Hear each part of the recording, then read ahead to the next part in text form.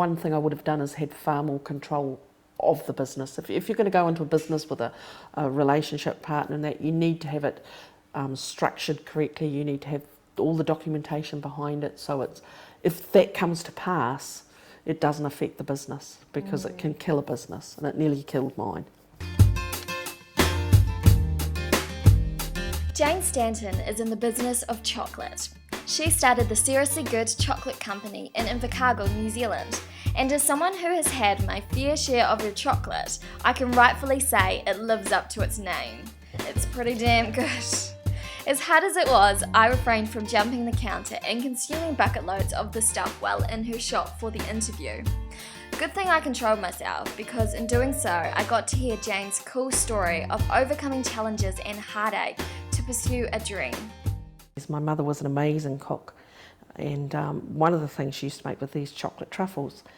And when I was in here now, I had a friend that was a wee bit down in the dumps. She was a hairdresser, and I wanted to cheer up, so I thought I'd make her some chocolates, because I was good at cooking as well. And from there it just expanded. From when you set up shop in Invercargill and first went full time with the business, what have you been through in that phase, and what has got you to this point? It's been 10 years. The first 3 years were a real journey and positive, and we were growing the business and it was going to go places.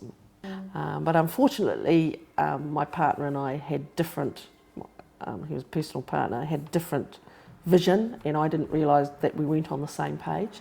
So the relationship terminated, and it probably didn't terminate that happily, to be honest, or that, and I was pretty gutted. With the business at that time, I decided that the business was to be mine because I'd created it. So obviously my ex-partner got the house in bits and pieces, and basically we started again. There was Nick, my son, myself, and the business, and we were going to stick it in and go for it. So, and I have to say, it was the support of Southland people that the business has survived. They hung in there with me. People talked to me. As I say, I've got a mentor, and just local business people came in, gave me a hand. The accountant and the bank were very supportive, so I could learn the financial side of the business, because I didn't deal with that side of it. I dealt with the marketing. And you've got to remember, I wasn't trained in the business world. I was a teacher, and I'd come across to the real world.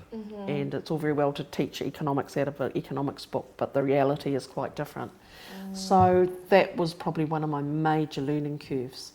So perhaps that was the first time in my life that I was scared about doing what I was doing. But because we were thrown in the deep end, you just stop thinking about it. And we went into survival mode for 4 years of just trying to get the business back on its feet, trying different things. And my mistake was the business foundation wasn't there. All the financial basic things, we were undercapitalised, all this sort of thing. So, and I did the business plan and all, but it doesn't allow for the curveballs that you don't see coming. So sure. I think, if you need to have all those legal things covered, and I didn't, and I wore it for not. Why do you think that a lot of small businesses do fail? Again, because they're not set up properly. The structure's not in place, the financial needs aren't there. They haven't done their homework, but having said that, there's some of us that, we think we've done our homework, and but there's got to be you've got to be determined. Some people start up a small business because they think it's the thing to do and it's going to be great and you're going to earn lots of money. For the most part, most of us that have small businesses, it's hard work. It's like that 10% that have that business that flourishes and you have a wonderful life. But the rest of us, we work really hard to get where we're going, and you've got to have that belief, you've got to have that passion. And the moment you lose that passion, it's time to sell up. Business, like growing up as a child to a baby to a child to an adult, the same happens with the business. If you've got one of those businesses and you see the people with them, you hate them to death because they come up with a concept or an idea, they get the business going and it goes from nothing to millions overnight, and you think, how are you? Yeah, how'd you do that? But again, if you probably delved into their backgrounds, they had the correct or the necessary understanding or skills that enable that to happen. Some people pick a business or they buy a business and they just fall on their feet, but they only fall on their feet because they have the skills to run that business. Whereas I've started a business, so there's different types of business people, and we've learnt the hard way, and that's probably another thing in my life. I always did everything the hard way, as my mother would say, and the business is no different. I've learnt by experience, and that's not a bad thing, because now I look at my son and he's doing things probably better than I did, so he's learnt from my mistakes, which is good. That's what life's about. Yeah. So what would you say have been the keys to the success that you've had? Number one would be starting the business in Southland, and people may say, look at you and laugh, but again, it's the support I've had in Southland. It's to develop the business to a stage that it's different. It is a chocolate business, but we are different to other businesses. We're quite unique in what we do, and the fact that we're promoting New Zealand to the world, or I feel we are, and our product is starting to go offshore now. So they're probably some of our differences. So you mentioned that you have a mentor. Do you think that having a mentor has been vital to your journey? I think it's really important because they bring you back into focus. They bring you back in line. And I'm pretty, don't take this the wrong way, I'm pretty thick. I mean, you've got to be really blunt with me for me to get it.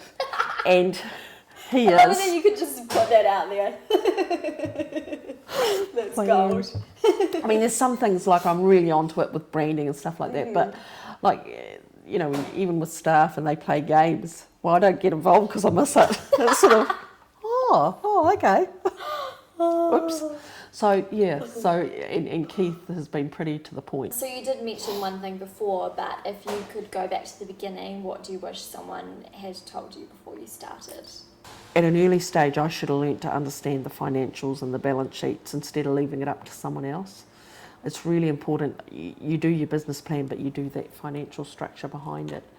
But then, hey, if I'd done that, someone probably would have said to me, the business isn't going to work, so don't go ahead. So, all a learning curve. Yeah, and there's a little bit of what's meant to be is meant to be. But and it's perhaps my Catholic upbringing, do unto others as you'd have them do unto you. And I think finally people are being very good to me, and so I'm trying to do the same with other businesses and just life in general.